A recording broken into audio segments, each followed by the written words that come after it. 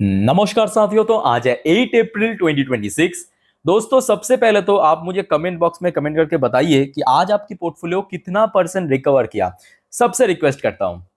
अच्छा, उसके साथ साथ दोस्तों, मतलब आधा सेकंड साइलेंस उन सब ट्रेडर्स के लिए जो कल पुट खरीदा था। मतलब आज तो पूरा धजिया उड़ चुका है उन लोगों का, सीरियसली। और निफ्टी 50 जो मतलब मिडनाइट पे जो डिसीजन आया है दोनों ही पक्ष की तरफ से, तो एक्सपेक्टेड तो वही था।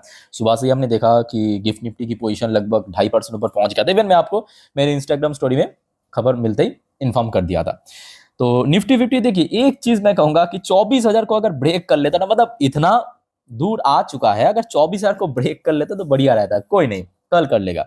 23,997 पॉइंट पे क्लोजिंग दिया है, 3.78% मैसिव गेनिंग के साथ। और मतलब बहुत सालों बाद निफ्टी 50 को एक स्टेबल पोजीशन पे होल्ड करता हुआ नजर आया। मतलब इसके पहले भी हमने देखा था, काफी बार हुआ है कि मार्केट 2% 2.5% इतना गैप अप ओपन हुआ अलग अलग इंसिडेंट के कारण, बट उसके बाद सस्टेन नहीं कर पाया। आई थिंक आप लोगों ने नोटिस किया होगा। मैं सुबह जब ओपन हुआ ना, मैं भी सोच रहा था कि भाई सस्टेन करेगा या नहीं करेगा, क्योंकि बहुत बार हुआ है कि भाई 2% ऊपर ओपन हुआ, फिर एकदम से सीधा डाउन साइड मूवमेंट हुआ ना। पर आज दोस्तों ऐसा नहीं था। आज शुरू से लेकर क्लोजिंग तक अगर आप देखेंगे, फुल डे सस्टेन किया, मोस्ट इंपॉर्टेंटली स्टेबल था, और थोड़ा थोड़ा अपवर्ड मूवमेंट भी दिया है। जी हाँ, ओपनिंग हुआ था आज लगभग 23,855 पॉइंट पे।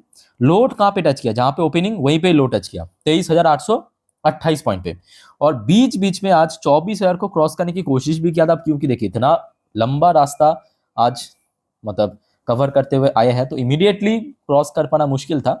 बट ठीक है, बॉर्डर लाइन के आसपास क्लोजिंग दिया। दूसरी तरफ बैंक निफ्टी में तो आज कुछ ज्यादा ही मूवमेंट हुआ। मतलब सीधा सीधा 3,000 पॉइंट, 2,987 पॉइंट की मूवमेंट बैंक निफ्टी अकेले दी। अब ये भी फैक्ट है कि ये पिछले 1.5 महीने की वॉर के कारण बैंक्स थोड़ा ज्यादा ही गिर गया था। मतलब अगर हम निफ्टी फिफ्टी के साथ कंपेयर करें, तो आज बैंक निफ्टी सीधा 5.5% ऊपर रिकवर करके, ऊपर से आज आरबीआई एमपीसी मीटिंग के आउटकम भी निकला आपके 10 बजे के आसपास। अच्छा दोस्तों, मेन कॉन्टेक्स्ट पे तो चलेंगे, वो तो है, पर सबसे पहले चलिए चेक करते हैं अलग अलग सेक्टर कितना परसेंट मूव किया। जैसे केएमएनसी सेक्टर 3.26%, सीडीडीवाई सेक्टर 3% मूव किया, मेटल सेक्टर 2.5% की मूवमेंट। पीएसयू बैंक में आज बहुत बढ़िया रैली था, 5.5% मूवमेंट तो आज पीएसयू बैंक की दिया है। प्राइवेट बैंक भी अच्छा था आज, HDFC bank, ICICI bank, private में IDFC first bank, Kotak, Axis, mostly 4-5% की एवरेज में रिकवर किया। पीएससी सेक्टर भी अच्छा था, pharmaceutical sector, media sector, realty sector 6.5-7% move किया। Service sector, financial service sector, CPSE sector बेचारा आज थोड़ा सा फीका पड़ गया, आप कह सकते हो। गिरा नहीं है, बट काइंड ऑफ जो मार्केट की मूड था उस हिसाब से मूव नहीं किया। आईटी सेक्टर में आज बहुत बड़ा रैली नहीं था, 0.5% फिर भी चलो। एफएमसी सेक्टर 1.5%, ऑटो सेक्टर साढ़े, ये तो एक्सपेक्टेड था। मैं आपको कल भी कहा था कि देखिए, जिस रीजन के कारण गिरावट होने का चांस था, सेम रीजन के कारण रिकवर भी हो गया। ऑटो सेक्टर गिर रहा था, इसी वजह से ऑयल प्राइस बढ़ रहा था। Consumption sector 3.5%, bank Nifty 5.5%, energy sector 2.5%। यानी ओवरऑल बात करें, कह सकते हो कि जो एक बहुत बड़ी मुसीबत की उम्मीद किया गया था, वो कहीं ना कहीं टेम्पोररी बेसिस पे आप कह सकते हो कि टाल गया है। टेम्पोररी बेसिस पे, नॉट परमानेंट। ठीक है। अच्छा, वैसे कल रात में तो यूएस मार्केट भी बहुत ज्यादा वॉलेटाइल था, जो कि एक्सपेक्टेड था भी, और थोड़ा बहुत वीकनेस के साथ ही क्लोजिंग गया। अब जैसे ही दोस्तों ये खबर मतलब सुबह आया, सुबह ही आप देख सकते हो डॉ जोन्स की फ्यूचर सीधा 2%, और अभी आप देखिए डॉ जोन्स की फ्यूचर 2.77% ऊपर चल रहा है। नैस्डैक की फ्यूचर वो तो भाई साहब 3-3.5% ऊपर पहुंच चुका है सर। देखिए 3.5% के आसपास ऊपर चल रहा है। तो मतलब आज रात में यूएस मार्केट भी अराउंड 2-3% गैप अप ओपनिंग दे सकता है। ठीक है, तो दोस्तों इस बारे में आज रात की 10:30 की वीडियो में सारी जानकारी दे दूंगा। आइए देख लेते हैं कि एशियन स्टॉक्स कैसा मूव किया। एशियन मार्केट, जापानीज मार्केट आज कितना परसेंट तेजी था? 3%, 2%, कुछ कुछ जगह 5%। तो एवरेजली बात करें वही 3-3.5% की मूवमेंट दिया है। चाइनीज मार्केट आज लगभग 2%, 2.5%, 4%, कहीं कहीं पे 3%। तो एवरेजली वही 2.5-3% की रेंज में मूव किया। हांगकांग की इंडेक्स आज उतना मूव नहीं किया। हाँ, हांगकांग ओपन था, 1.5%, 2% की रेंज में मूव किया। साउथ कोरियन मार्केट आज बहुत तगड़ा मूव किया। जैसे कि कोस्डेक्स की बात करें 5%, केआरएक्स 100 7% के ऊपर, कॉस्पी की डिफरेंट डिफरेंट इंडेक्स सब आपके 7%, 6% की रेंज में मूव किया। इंडियन मार्केट भी आज बहुत अच्छा मूव किया है, 3-4% का अराउंड। ताइवानिश मार्केट भी आज 4.5-5% की मूव किया। ऑस्ट्रेलियन मार्केट भी आज लगभग 2.5% की मूवमेंट किया है। खचरा आज बहुत चला है, बाप रे बाप, खचरा 9% मूव किया है, खचरा सबसे ज्यादा चला है आज। अच्छा, न्यूजीलैंड की मार्केट भी आज 1.5% मूव किया, मलेशियन मार्केट भी बहुत अच्छा मूव किया, Indonesian market, Singapore market, Thai market, mostly market आप कह सकते हो कि 3-4%, 5% की रेंज में आज मूव किया, ठीक है। अच्छा, क्रूड ऑयल ऑब्वियसली एक्सपेक्टेड कि जैसे ही ये वॉर रुकेगा, चाहे टेम्पोररी बेसिस पे हो या परमानेंट बेसिस पे हो, बट ऑफिशियली रुका ना, तो क्रूड ऑयल के अंदर दोस्तों एकदम से क्रैश हो गया। अभी आप देख सकते हो और ज्यादा गिर रहा है, और ज्यादा गिर रहा है। ब्रेन क्रूड की प्राइस अभी चल रहा है $92.51 पर बैरल, जबकि कल रात को क्लोजिंग दिया था अराउंड $109-10 पर बैरल पे। लगभग 15% की क्रैश तो अभी ऑलरेडी हो चुका है। अब सेम इंसिडेंट के कारण ही जो गोल्ड एंड सिल्वर के अंदर गिरावट चल रहा था, वो भी भाई साहब रिकवर करने लगा। मतलब सोने पे सुहागा जिसको कहते हैं। दोस्तों, अगर आपके पास गोल्ड एंड सिल्वर की ETF है, तो आई थिंक आज आपके पोर्टफोलियो थोड़ा एक्स्ट्रा ऑर्डिनरी मूवमेंट दिया है। गोल्ड की भाव अभी लगभग 2.5% ऊपर चल रहा है, सिल्वर की भाव एट द सेम टाइम 7% ऊपर चल रहा है। इंडियन करेंसी की वैल्यूएशन में भी एक बहुत बड़ा, मतलब एक ड्रास्टिक रिकवरी हुआ। कल रात में हमने कहां पे देखा था, 93 के आसपास चल रहा था, अभी आप देख सकते हो 92.27 पे चल रहा है। तो मतलब प्राइस गिर गया, वैल्यूएशन बढ़ गया है, वैल्यूएशन बढ़ गया है, ठीक है। अच्छा दोस्तों, यहां तक तो सब कुछ बढ़िया है, इंडेक्स वाइज, सेक्टरल वाइज या अलग अलग देशों की मार्केट, सब कुछ बढ़िया था। अब चलिए कुछ वाइटल जानकारी आपके साथ मैं शेयर करता हूं, बट उसके पहले दोस्तों आप सभी को रिक्वेस्ट करूंगा, वीडियो अच्छी लगे तो प्लीज वीडियो को लाइक करना, चैनल को प्लीज सब्सक्राइब करके जरूर रखना, ऐसी इंफॉर्मेटिव वीडियो हमेशा हर रोज पाने के लिए।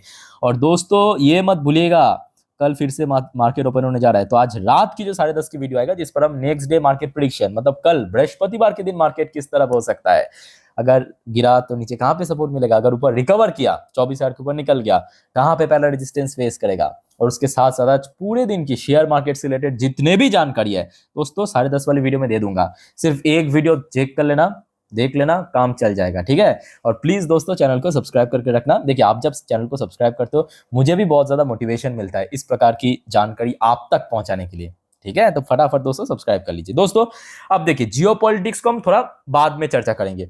आज सबसे पहले हम भारत के ऊपर जो इवेंट था, मतलब RBI MPC मीटिंग, उसको लेकर चर्चा करेंगे। ऑलरेडी आपको मैं दे चुका हूं इंस्टाग्राम में। भाई तो दोस्तों, आप लोग मुझे इंस्टाग्राम में फॉलो करते हो ना, नहीं करते हो तो कर लीजिए, लिंक आपको नीचे मिल जाएगा, क्योंकि वहां पे मैं टाइम टू टाइम एकदम लाइव अपडेट देता रहता हूं, ठीक है। अच्छा, सबसे पहली बात जो एक्सपेक्टेड था, मैं आपको कल रात की 10:30 की वीडियो में भी कहा था कि इस बार जियोपॉलिटिकल इश्यूज की वजह से मे बी रेट कट नहीं करेगा, मतलब अनचेंज रखा जाएगा। अनचेंज रखा 5.25% की अभी भारत की जो पॉलिसी रेट चल रहा है RBI की, ठीक है। अच्छा, कुछ की चेंजेस हुआ है, मैं आपको थोड़ा एक बार बता देता हूं, जस्ट नोट कीजिए। हाँ, जैसे कि रेपो रेट अनचेंज रहा फिलहाल 5.25%। अच्छा, स्टैंडिंग डिपॉजिट फैसिलिटी मतलब SDF 5%। इसके अलावा MSF and bank rate 5.5% and stance neutral, ठीक है। अच्छा, उसके बाद दोस्तों आपको मैं कहा था, याद है कि RBI की गवर्नर जो है संजय मल्होत्रा साहब 10 बजे के आसपास तो MPC मीटिंग का आउटकम देगा, बट उसके ठीक आधा घंटा बाद 10:30 बजे के आसपास जो एक्चुअली प्रेस कॉन्फ्रेंस में बताएगा सिचुएशन को बेस करके। तो इन्होंने वेस्ट एशिया कन्फ्लिक्ट को लेके बहुत सारे पॉइंट यहाँ पे मेंशन किया, जैसे कि conflict in West Asia, disrupting global supply chain, higher energy price. तो यहाँ पे बहुत सारे पॉइंट उन्होंने मेंशन किया, जैसे कि इन्फ्लेशन कंसर्न, ऑब्वियसली बात है, ऑयल प्राइस बढ़ेगा तो इन्फ्लेशन बढ़ेगा, महंगाई बढ़ेगा, फाइनेंशियल ग्रोथ कम होगा, financial market facing volatility, US dollar strengthening due to safe haven demand. Obviously बात है, जैसे जैसे ऑयल बढ़ेगा उसके अगेंस्ट में डॉलर इंडेक्स बढ़ेगा, डॉलर इंडेक्स के अगेंस्ट में जितने भी दुनिया भर की करेंसी है वो सब गिरेगा, और डाउनवर्ड रिस्क, ये कुछ पॉइंट यहाँ पे मेंशन किया। अच्छा, उसके साथ साथ प्रेजेंट सिचुएशन के ऊपर बेस करके फाइनेंशियल ईयर 26, मतलब जो बीते हुए फाइनेंशियल ईयर की जो फोरकास्ट किया है GDP की 7.6%, ये RBI की तरफ से ऑफिशियली डिक्लेयर किया, ठीक है। मतलब ये फोरकास्ट है, अल्टीमेटली कितना वो तो आपको अगले महीने में पता चलेगा, मई के महीने पे, नोट करना, ठीक है। अच्छा, उसके बाद आ जाइए आपके अगले फाइनेंशियल ईयर, मतलब ये जो चल रहा है अभी बस शुरू हुआ है, फाइनेंशियल ईयर 27 के लिए जो ग्रोथ फोरकास्ट किया है 6.9%। Q1 फाइनेंशियल ईयर 27 की Q1 के लिए फोरकास्ट किया है 6.8%, Q2 के लिए फोरकास्ट किया 6.7%, Q3 के लिए फोरकास्ट किया कि 7%, एंड Q4 के लिए फोरकास्ट किया 7.2%। बट स्टिल मैं कहूंगा ये दोस्तों अभी की स्थिति अनुसार है, हो सकता है कि अगले कुछ महीनों पे ये सिचुएशन अगर बेटर हो जाए तो यहाँ पे अगले MPC मीटिंग में बदलाव भी हो सकता है, क्योंकि यहाँ पे कुछ भी फिक्स नहीं है, ठीक है। अच्छा, इन्फ्लेशन के ऊपर भी इन्होंने कहा, इन्फ्लेशन की अगर हम बात करें, फाइनेंशियल 27 4.6% की फोरकास्ट रखा है। Q1 के लिए मतलब महंगाई जो है Q1 पे 4% के आसपास रहेगा, Q2 में 4.4%, Q3 के लिए 5.2%, Q4 के लिए 4.7%। स्टिल यहाँ पे भी सेम चीज कहूंगा, ये सब कुछ मतलब डिपेंड करेगा सिचुएशन के ऊपर बेस करके, रियल सिचुएशन के ऊपर बेस करके, ठीक है। क्योंकि किसी को पता नहीं था कि अल्टीमेटली मार्च में इतना बड़ा हादसा हो जाएगा, इतना बड़ा इंसिडेंट हो जाएगा, बट हो गया ना। और सारे जो ब्रोकरेज हमने देखा था कि इसके पहले इंडियन इकोनॉमी, इंडियन मार्केट की इतना लंबा चौड़ा टारगेट, वो सब कम कर दिया। वो सेम चीज यहाँ पे भी सेम होगा, ठीक है। अगर फ्यूचर में बढ़िया रहा सब कुछ सिचुएशन वगैरह तो बड़ा भी दिया जाएगा, बट फिलहाल के लिए इतना फोरकास्ट किया है, ठीक है। अच्छा, ये तो दोस्तों हो गया आज एमपीसी मीटिंग के आउटकम, जो भी आपको मैं पाई टू पाई समझा दिया। और कोई यहाँ पे कंफ्यूजन है कमेंट करके बताइए। अब दोस्तों आ जाइए, जिस वजह से आज मार्केट में इतना बम विस्फोट हुआ है, जी हाँ, वो है ये न्यूज़ आया है। देखिए, जो आपको मैं कल रात से ही बार बार कह रहा था, वो जो डोनाल्ड ट्रंप की 48 घंटे की अल्टीमेटम, वो खत्म होने जा रहा था आज सुबह इंडियन स्टैंडर्ड टाइम के अनुसार, आज सुबह 5:30 बजे। ठीक 3:30 बजे की बात है। कितने बजे की बात है? 3:30 बजे की बात है। डोनाल्ड ट्रंप ने जब फाइनली ये ट्वीट किया, उसके बाद पूरा का पूरा दुनिया भर की, सिर्फ भारत की नहीं, दुनिया भर की मार्केट, दुनिया भर की इंडेक्स, दुनिया भर की सेक्टर, सब एकदम ऊपर, मतलब ऊपर से नीचे उलट पलट हो गया। अच्छा, तो अल्टीमेटली ट्रम्प कहाँ क्या? सबको पता है कि सीज फायर हुआ। अब ध्यान से मेरे बात को सुनना, जो एग्जैक्टली एज इट इज जो उन्होंने ट्वीट किया है वो आपको मैं पढ़ के सुनाता हूं, समझाता हूं। देखिए, ये as it is tweet, subject to the Islamic Republic of Iran agreeing, मतलब ईरान ने यूएस के साथ एग्री किया to complete immediate and safe opening of state of Hormuz. तो ईरान ने क्या एग्री किया?